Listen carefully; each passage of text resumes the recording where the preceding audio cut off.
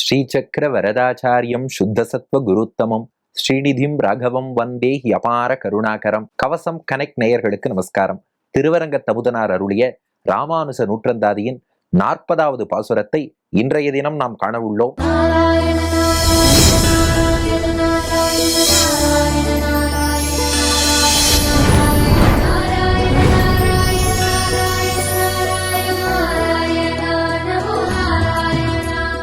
இது ஒரு வித்தியாசமான பாசுரம்.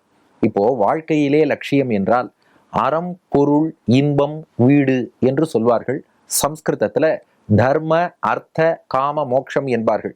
திருவள்ளுவர் கூட திருக்குறளை அமைக்கும் போது அறத்துப்பால், பொருட்பால், இன்பத்துப்பால்னு வச்சார்.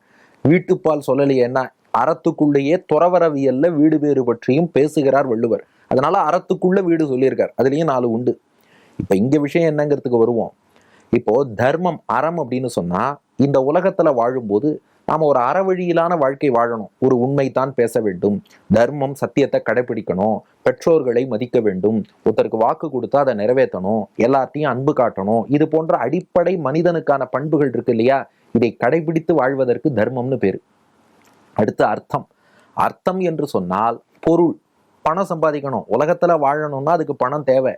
ஆனா அந்த பணம் சம்பாதிப்பதை நாம அறத்துக்கு உட்பட்டு பணம் சம்பாதிக்கணுமே ஒழிய எப்படி வேணா சம்பாதிக்கலான்னு இன்னொருத்தரை ஏமாத்தியோ, இன்னொருத்தரை கஷ்டப்படுத்தியோ, திருடியோ சம்பாதிக்க கூடாது. அதுதான் பொருள்னு பேரு. தர்மத்துக்கு உட்பட்டு பணம் சம்பாதிப்பது அர்த்தம். அடுத்து 3வது காமம், இன்பம். பொதுவாக காமம், இன்பம்னா என்ன சொல்றோம்? உலகியல் சிற்றின்பம். அதாவது அறத்துக்கு உட்பட்டு இன்பம் துய்த்தல். உலகத்துல இன்பமா இருக்கலாம், இன்பங்களை அனுபவிக்கலாம். ஆனா அறத்துக்கு விரோதமாக இன்பம் துய்க்க கூடாது, அறத்துக்கு விரோதமான இன்பங்களை அனுபவிக்க கூடாது. அதுதான் காமம், இன்பம். 4வது வீடு பேறு மோட்சம். இந்த உலக வாழ்க்கையிலிருந்து விடுபட்டு, பிறப்பு இறப்பு சுழற்சியிலிருந்து விடுபட்டு இறைவன் திருவடிகளை போய் அடைகிறோமே, அது வீடு பேறு மோட்சம். அப்ப தர்மம், அறம், ரைட்டியஸ் லைஃப். அர்த்தம், பொருள், அறவழியில பணம் சம்பாதிக்கிறோம். அடுத்து காமம், இன்பம், அறத்துக்கு உட்பட்டு இன்பம் தூக்கிறோம். கடைசியா வீடு பேறு மோட்சம், இறைவன் திருவடிகளை சென்று அடைதல். இப்ப இந்த 4ல எது வசத்தின்னு கேட்டா நீங்க என்ன சொல்லுவீங்க? வீடு பேறு மோட்சம், இறைவன் திருவடியை அடைவதுதான்.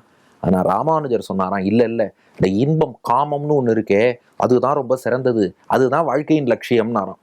எங்கேயாவது ஒரு சன்னியாசியாகிய ராமானுஜர் இன்பம், காமம் தான் உலகத்தின் லட்சியம், அதுலயும் மோட்சம் இருக்கும்போது மோட்சத்தை விட்டுட்டு இல்ல காமம் என்ற இன்பம் அதுதான் வாழ்க்கையின் லட்சியம்னு சொன்னார்னா அது ஏற்றுக்கொள்ளும்படி இருக்கிறதா என்று நீங்கள் கேட்பீர்கள் அல்லவா? அதற்கு பதில் சொல்றார் திருவரங்க தமுதனார். அதுதான் இந்த 40வது பாசுரம். சேமனல் வீடும், பொருளும், தர்மமும், சீரிய நற்காமமும் என்று இவை 4 என்பர். 4னும் கண்ணனுக்கே ஆமது காமம், அறம்பொருள் வீடு இதற்கென்று உரைத்தான் வாமனன் சீலன் இராமானுசன் இந்த மண்மிசையே. சேமனல் வீடும், பொருளும், தர்மமும், சீரிய நற்காமமும் என்று இவை 4 என்பர். 4னும் கண்ணனுக்கே ஆமது காமம், அறம்பொருள் வீடு இதற்கென்று உரைத்தான் வாமனன் சீலன் இராமானுசன் இந்த மண்மிசையே. இப்போ அறம்பொருள் இன்பம் வீடுக்கு பொதுவாக நாம ஒரு டெஃபினிஷன் பார்த்தோம். இப்ப இதற்கு ராமானுஜர் கொடுத்த விளக்கம் என்ன என்பதை இப்போது திருவரங்க தமுதனார் சொல்கிறார்.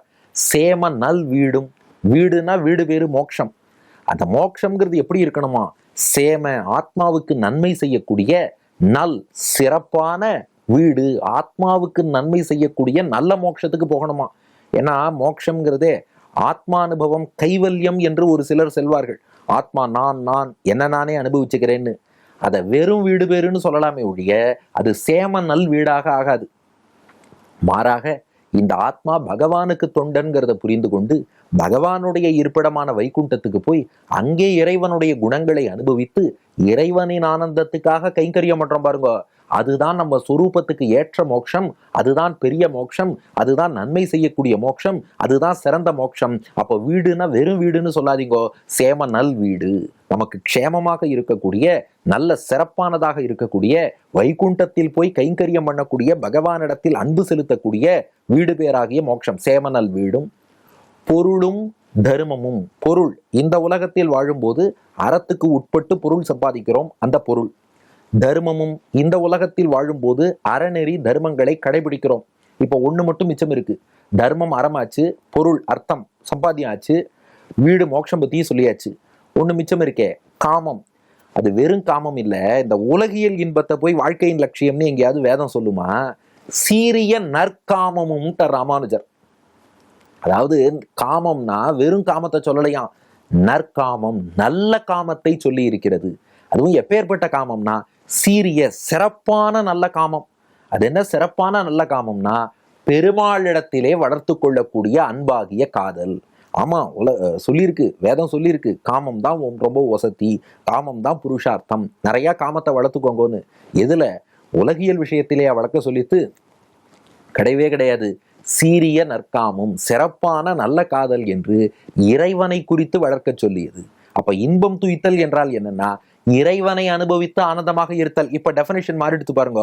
அறம்ங்கிறது அதே தான், பொருள்ங்கிறது அதே தான். ஆனா இன்பம்ங்கிறது இருக்கு பாருங்க. பகவானை காதலித்து ஆனந்தப்படுறோமே, பகவான் இடத்துல காதலை சொல்லி மகிழ்கிறோமே, பகவானுக்கு தொண்டு செய்து மகிழ்கிறோமே, அதுதான் இன்பம். வீடு பேருங்கிறது என்னன்னா அதே பகவானை போய் அடைந்து நிரந்தரமாக தொண்டு செய்கிறோமே, அதுதான் சேமநல் வீடு. அப்ப இப்ப ஆச்சா சேமநல் வீடும் பொருளும் தர்மமும் சீரிய நற்காமமும் என்று இப்படித்தான் இவை 4 என்பர். இந்த 4 புருஷார்த்தம் என்று சொல்கிறார்களே, என்பர்னா வேதம் வல்லார்கள் சொல்கிறார்கள், வேதங்கள் சொல்கின்றன. அது சொல்லக்கூடிய நாளையும் இப்படித்தான் புரிந்து கொள்ள வேண்டும். இந்த நாளில நாம் அடைய வேண்டிய முக்கிய லட்சியம் என்னன்னா, நான்கினும் இந்த 4க்குள்ளே கண்ணனுக்கே ஆமது காமம். கண்ணனுக்கே, பகவான் கண்ணனிடத்தில் மட்டுமே, வேற எந்த விஷயத்திலும் இல்லாமல் பகவானிடத்தில் மட்டுமே ஆமது இருக்க வேண்டும். எது? காமம். பகவானிடத்தில் காமத்தை வளர்த்து கொள்ள வேண்டும். இதுதான் வாழ்க்கையின் லட்சியம். அப்ப மத்த 3 எதுக்குன்னா, இந்த லட்சியமாகிய பகவானை காதலிக்கிறோமே, பகவானிடத்தில் அன்பு செலுத்தி அவனுக்கு தொண்டு செய்கிறோமே, அதற்கு சாதனமாகத்தான் அறம், பொருள், வீடு இதற்கு என்று உரைத்தான். அறம், பொருள், இன்பம்னு, அறம், பொருள், வீடுன்னு மத்த 3 இருக்கு பாருங்க. அந்த 3ம் இதற்கு, இந்த காதல் பகவான்கிட்ட நன்றாக செலுத்துவதற்காகத்தான் அந்த 3 இருக்கு என்று உரைத்தான், உபதேசம் பண்ணாரா ராமானுஜர். என்னப்பா ஒண்ணுமே புரியலையே. நாங்க இதுவரைக்கும் புரிஞ்சுட்டது என்னன்னா, மோட்சம், வீடு பேருங்கிறது தான் லட்சியம். இந்த அறம், பொருள், இன்பம் இதெல்லாம் அந்தந்த வரம்புக்கு உட்பட்டு கடைபிடிப்பது எதுனா வீடு பேரு மோட்சம் அடையறதுக்கு. ராமானுஜர் ஃபார்முலாவை மாத்தி இல்ல, காமம்னு சொன்னா பகவானை காதலிப்பது, அதுதான் வாழ்க்கையின் லட்சியம். அதை அடைவதற்காகத்தான் அறம், அதை அடைவதற்காகத்தான் பொருள், அதை அடைவதற்காகத்தான் வீடு பேருங்கிறாராம். இதை எப்படி புரிந்து கொள்வது என்றால், இதை ரொம்ப அழகா பிள்ளைலோகஞ்சியர் வியாக்கியானத்தில் விளக்குகிறார். நாம வாழ்க்கையில அறநெறிகள்லாம் கடைபிடிக்கிறோமே, எதுக்கு கடைபிடிக்கிறோம்னா, இந்த அறநெறிகளை நாம கடைபிடிச்சா பகவான் சந்தோஷப்படுவான். அவன் சந்தோஷப்பட்டா பகவான் நம் மீது ரொம்ப பிரீத்தியா சந்தோஷமா இருப்பான், இன்னும் நிறைய கைங்கரியத்தை கொடுப்பான், நன்னா பகவானை அனுபவிக்கலாம். அப்போ தர்மத்தை கடைபிடிப்பதும் பகவானை ப்ளீஸ் பண்றதுக்காக. அது மட்டும் இல்ல, அந்த தர்மங்களை நாம கடைபிடிக்க மனசு ரொம்ப தூய்மையாகும். மனசு தூய்மையாச்சுன்னா நன்னா பகவான்கிட்ட பக்தி பண்ணலாம். அப்போ அவன்கிட்ட அன்பு செலுத்த வேண்டும் என்ற அந்த பகவத் அனுபவம்ங்கிற இன்பத்துக்காகத்தான் இந்த தர்மம், அறத்தை கடைபிடிக்கிறோம். பொருள், வாழ்க்கையில பொருள் சம்பாதிக்கிறோமே எதுக்குன்னா, இந்த பூமியில வாழற வரைக்கும் இறைவனுக்கும் அடியார்களுக்கும் தொண்டு செய்யணும்னு நினைக்கிறோம். அந்த பாகவத ஆச்சாரிய கைங்கரியம் பண்ணி நாம வாழணும்னா அதுக்கு எப்படினாலும் இந்த உலகத்துல பொருள் தேவை இல்லையா? அப்ப அந்த பொருளை கொண்டு பெருமாளுக்கு கைங்கரியம் பண்ணணுங்கிறதுக்காக பொருள் சம்பாதிக்கிறோம். சரி, அப்புறம் வீடு பேரு மோட்சம்னு ஒண்ணு இருக்கே, அது எதுக்குன்னா, இந்த உலகத்துல என்னதான் நாம பெருமாளுக்கு கைங்கரியம் பண்ணிட்டு வாழ்ந்தாலும் இந்த உலகியல் வாசனைன்னு ஒண்ணு இருக்கு. அது அப்பப்ப நம்மளை டைவர்ட் பண்ணி மற்ற விஷயங்கள்ல அழிச்சுன்னு போயிட்டே இருக்கு. எங்கேயாவது ஒரு இடத்துல போய் நிரந்தரமா உட்கார்ந்து பகவானிடத்திலே அன்பு செலுத்தலாம், பகவானை காதலிக்கலாம், தொண்டு செய்யலாம், அப்படி ஏதாவது ஒரு இடம் இருந்தா அங்க போய் நிம்மதியா இருந்து பண்ணலாமே. அதுதான் சேமனல் வீடு, வைகுண்டம்ங்கிறது அதுதான். அப்போ இங்கேக்கும் வைகுண்டத்துக்கும் என்ன வித்தியாசம்னா, இங்க நாம கோவிலுக்கு போனோம்னு வச்சுக்கோங்களேன், ஒரு 10 நிமிஷம் உட்காருவோம், அதுக்குள்ள வீட்டு ஞாபகம் வந்துடும், கிரிக்கெட் ஸ்கோர் ஞாபகம் வரும், என்னப்பா மேட்ச் என்ன ஆச்சு போய் பார்க்கணும்னு எண்ணம் வரும், திரும்ப போயிடுவோம். ஆனா வைகுண்டம் போனோம்னா திரும்பி வருதல் இல்லாமல் நிரந்தரமாக பகவானை காதலிக்கலாம். அப்ப நமக்கு டார்கெட் என்ன?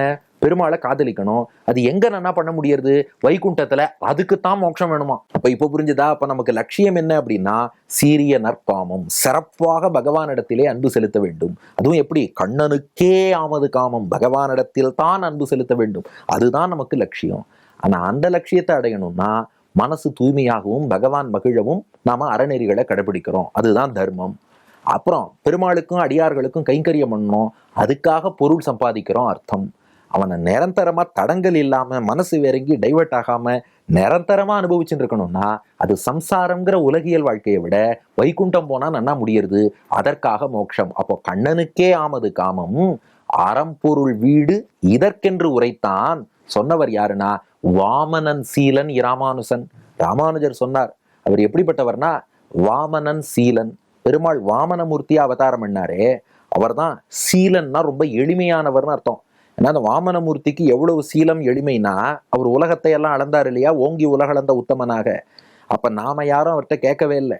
ஆனா அந்த பெருமாள் என்ன பண்ணார், நம்ம கேட்காமலேயே எல்லார் தலையிலையும் திருவடி வச்சாராம். அவர் உலகத்தை அளக்கும் போது பூமியில உள்ள புல் பூண்டு ஈ எறும்பு என்னென்ன ஜீவராசிகள் இருக்கோ எல்லார் தலையிலும் பெருமாளே வாலண்டரியா தன்னுடைய திருவடிகளை பதித்து அனுகிரகம் பண்ணார். அப்படி அந்த வாமனமூர்த்தி எப்படி நாம கேட்காமலேயே அனுகிரகம் பண்ணி நமக்கு ஞானத்தை கொடுக்க நாம பிறந்தோம்.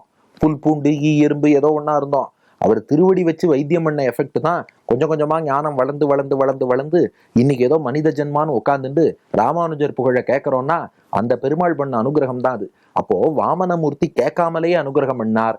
வாமனன் சீலன் ராமானுஜன். ராமானுஜரும் அப்படித்தான் உலகத்தில் உள்ள அத்தனை பேர் தலையிலும் அந்த ஞானத்தை கேட்காமலேயே கொடுக்கிறார். அதனால ராமானுஜர் எந்த ஞானம் கொடுத்தார்னா வாழ்க்கையின் லட்சியம் என்பது காமம். அது லௌகீக காமம் இல்லை, பகவானிடத்தில் செலுத்தக்கூடிய காமம். அதை பெறுவதற்காகத்தான் அறம் பொருள் வீடு மூன்றும் அதை பெறுவதற்காகத்தான் என்று வாமனன் சீலன் ராமானுசன் இந்த மண்மிசையேன்னர். இந்த மண்மிசையை இந்த மண்ணில் உபதேசித்தார்னு ஏன் அதை அழுத்தி சொன்னார்னா அந்த மண்ணாகிய வைகுண்டம், அந்த விண்ணுக்கு போனதும் இது புரிஞ்சிடுமா. வைகுண்டம் போற வரைக்கும் என்ன நினைச்சிட்டு இருப்போம், நமக்கு வாழ்க்கையின் லட்சியம் வீடு பேருன்னு நினைச்சுப்போமா. வைகுண்டம் போய் மோட்சம் அடைந்து ஞானம் விரிவடைந்ததுன்னு தான் தெரியுமா. இல்ல, வாழ்வின் லட்சியம் பகவானை காதலிப்பது. அப்புறம் எதுக்குப்பா வைகுண்டம் வந்தோம்னா பூமியில பகவானை காதலிக்கும் போது தடங்கள் வந்துட்டே இருக்கும். வைகுண்டம் வந்தா நிம்மதியா அனுபவிக்கலான்ட்டு தான் இங்க வந்திருக்கோம்னு புரியுமா. ஆனா அங்க போய் புரிஞ்சுக்க வேண்டியதை இந்த மண்மிசையை இங்கேயே சொல்லி கொடுத்துட்டார் நமக்கு ராமானுஜர். அதுதான் பாட்டின் சாரம்.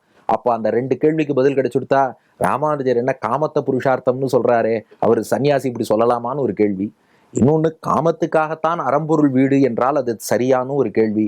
பதில் சொல்லிட்டார். இங்க காமம்ங்கிறது உலகியல் காமம் இல்லை, பகவானிடத்தில் செலுத்தக்கூடிய காமம். ரெண்டு, அந்த காமம் வளரணும்னா அதுக்கு அறத்தை கடைபிடிக்கிறோம், அதுல கைங்கரியம் பண்ணணும், அதுக்காக பொருள் சம்பாதிக்கிறோம், அதை நிரந்தரமா பண்ணணும், அதுக்காக வீடு பேறு மோட்சத்தை அடைகிறோம். அதுதான் பாட்டின் கருத்து. அப்போ அறம்பொருள் இன்பம் வீடுன்னு 4 சொன்னாலும் இன்பம் காமம் பகவானை அனுபவித்தல் தான் லட்சியம்.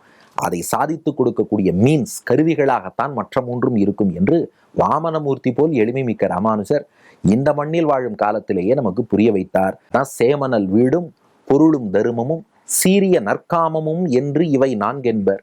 4னும் கண்ணனுக்கே ஆமது காமம் அறம்பொருள் வீடு இதற்கென்று உரைத்தான் வாமனன் சீலன் இராமானுசன் இந்த மண்மிசையே.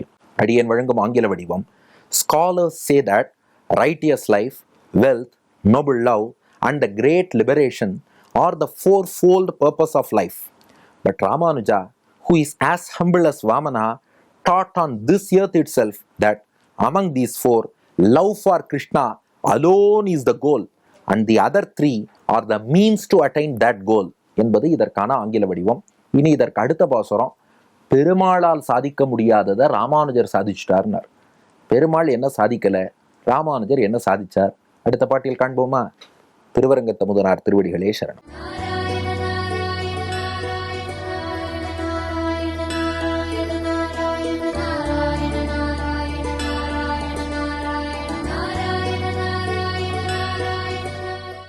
சேமனல் வீடும் பொருளும் தருமமும்